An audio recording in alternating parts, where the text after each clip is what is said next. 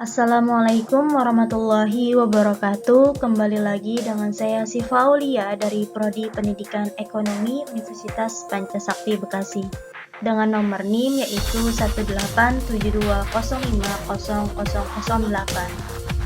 Video ini dibuat untuk memenuhi proyek UAS mata kuliah Profesi Keguruan dengan dosen pengampu yaitu Bapak Karyadi SPD MM. Nah, di video kali ini saya akan menjelaskan tentang implementasi kurikulum Merdeka pada sekolah menengah atas. Implementasi kurikulum Merdeka sedianya akan dilaksanakan di 34 provinsi dan 514 kabupaten atau kota di Indonesia secara bertahap hingga tahun 2023. Tidak hanya menyasar tingkatan PAUD, SD, dan SMP saja, jenjang SMA hingga kampus pun akan melaksanakan kampus Merdeka. Lantas, bagaimana sih implementasi kurikulum Merdeka di jenjang SMA? Nah, di sini kurikulum Merdeka secara masif telah diperkenalkan secara meluas oleh Kementerian Pendidikan, Kebudayaan, Riset, dan Teknologi atau Kemendikbudristek kepada tiap satuan pendidikan yang ada di Indonesia.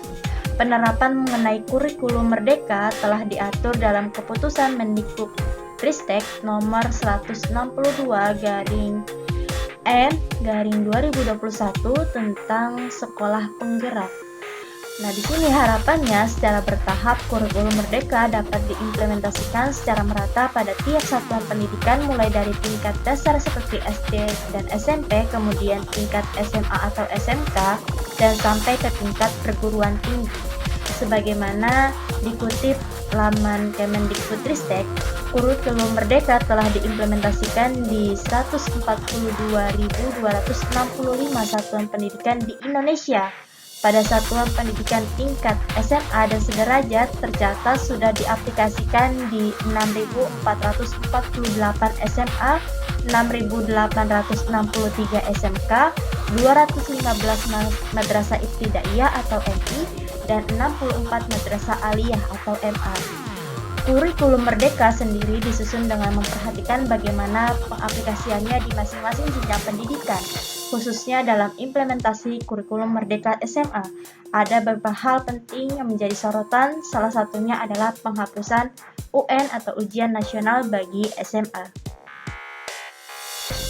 Berdasarkan pada dokumen buku Merdeka Belajar, berikut ini adalah sejumlah manfaat dalam penerapan kurikulum Merdeka Belajar. Yang pertama yaitu kepala sekolah, guru, orang tua, dan pemerintah daerah dapat bersama-sama mencari solusi yang efektif, efisien, dan cepat terhadap kondisi, tantangan, dan permasalahan pendidikan di masing-masing sekolah, khususnya dalam rangka meningkatkan kualitas proses belajar siswa. Nah, yang kedua, kepala sekolah, guru, orang tua, dan pemerintah daerah dapat memiliki tanggung jawab secara langsung pada pengelolaan pendidikan di sekolah pada daerahnya masing-masing. Pertama yaitu kebijakan implementasi Merdeka Belajar jenjang pendidikan SMA. Dalam pengimplementasian kurikulum Merdeka SMA terdapat beberapa pokok kebijakan utama yang berlaku sesuai dengan kebijakan Merdeka Belajar episode 1 dan 3. Pokok kebijakan terdiri dari yang pertama yaitu ujian sekolah berstandar nasional atau USBN diganti dengan asesmen sekolah.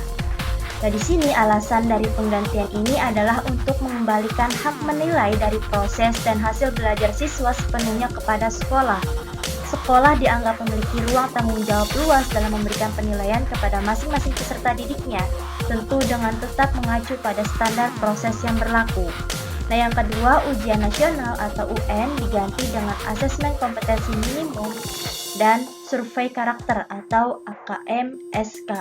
Alasan dari kebijakan tersebut adalah bahwa ujian nasional atau UN sebetulnya adalah instrumen penilaian yang bertujuan untuk mengevaluasi capaian sistem pendidikan nasional, sehingga apabila penilaian ini diaplikasikan untuk sekolah atau prestasi siswa tidaklah terlalu cocok. Nah, di samping itu, UN hanya mengukur kemampuan siswa yang sifatnya penguasaan konten pelajaran atau penalaran tingkat rendah, sehingga dengan demikian sudah dianggap kurang relevan lagi dengan kebutuhan zaman.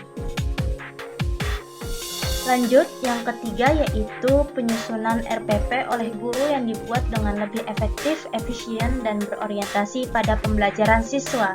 Dalam kurikulum Merdeka, RPP yang selama ini seolah menjadi beban administrasi para guru dan menyita banyak waktu, kini sudah tidak lagi dapat dilanjutkan dengan metode konvensional. Penyusunan RPP hendaknya dilakukan secara efektif, efisien, dan berorientasi pada siswa. Penyusunan RPP tetap memperhatikan inti dari RPP yang berisi tujuan, metode pembelajaran, dan metode penilaian. Nah, yang keempat yaitu diberlakukan PPDB zonasi. Diberlakukannya PPDB zonasi tidak terlepas dari tujuan utama pendidikan nasional untuk menjamin hak anak dalam memperoleh pendidikan tanpa terhalang status sosial. Di samping itu, sistem ini juga bermaksud untuk mempersempit kesenjangan kualitas antar sekolah karena input siswa yang homogen atau siswa berprestasi hanya terdapat di SMA favorit.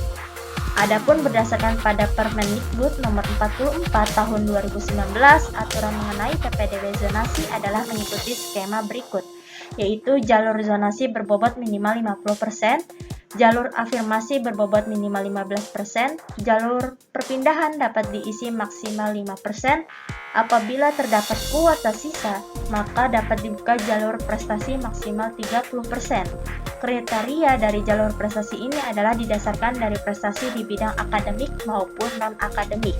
Nah, yang kelima yaitu fleksibilitas dana BOS atau bantuan operasional sekolah.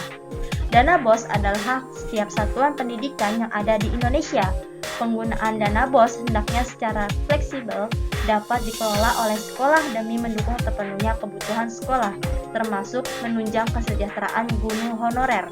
Tentunya, transparansi dan akuntabilitas dana BOS juga tetap perlu untuk diperhatikan.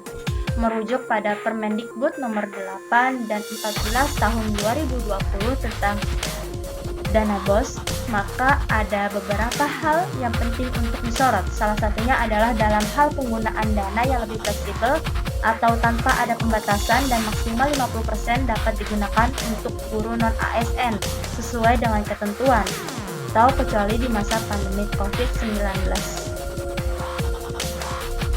Nah, yang kedua yaitu hal mendasar pada implementasi kurikulum Merdeka SMA. Hal mendasar pada implementasi kurikulum Merdeka SMA yang pertama ada dalam kerangka dasarnya. Maksud dari dalam kerangka dasarnya yaitu kurikulum Merdeka menambahkan aspek pengembangan profil pelajar Pancasila pada peserta didik. Yang kedua dalam hal kompetensi yang dituju. Dalam kompetensi, kurikulum Merdeka menggunakan capaian pembelajaran atau CP yang disusun per fase. Untuk kurikulum Merdeka SMA terdapat dua fase, yakni fase E umumnya setara dengan kelas 10 SMA dan fase F yaitu umumnya setara dengan kelas 11 dan kelas 12 SMA.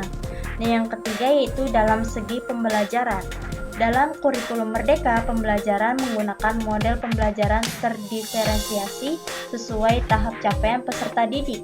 Dalam hal ini dilakukan perpaduan antara pembelajaran intrakurikuler atau sekitar 70-80% dari jam pelajaran dan kokurikuler melalui proyek penguatan profil pelajar Pancasila sekitar 20-30% jam pelajaran. Nah, yang keempat yaitu penilaian kurikulum Merdeka. Dalam hal penilaian kurikulum Merdeka, penilaian menggunakan sistem asesmen yang disesuaikan dengan tahap capaian peserta didik dengan mempertimbangkan komponen penguatan profil pelajar Pancasila. Tidak terdapat pemisahan antara penilaian sikap, pengetahuan, dan keterampilan. Cukup sekian penjelasan dari saya, kurang lebihnya mohon maaf. Bila ada pertanyaan boleh bertanya di kolom komentar. Terima kasih, semoga bermanfaat. Wassalamualaikum warahmatullahi wabarakatuh.